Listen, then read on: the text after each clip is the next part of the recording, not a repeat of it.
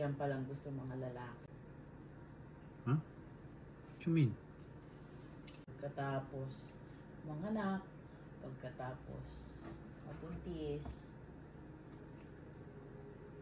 physical na ano lang talaga ang tinitingnan. Totoo pala yun. Oh, wala.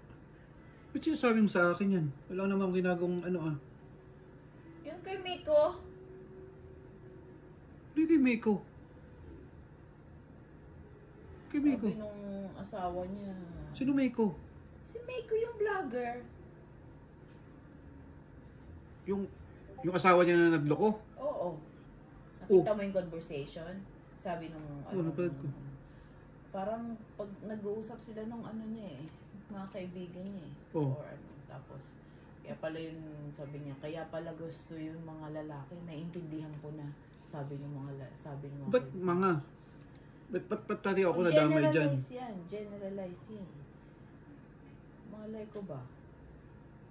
Kasi ano raw eh, yung mga daddy raw nakaprotrud. Kaya pala bata ang mga gusto. Oh. Huwag na sana niyang patawarin yung kayo, lahat kayong mga lalaki kayo! Kaya ako nadamay.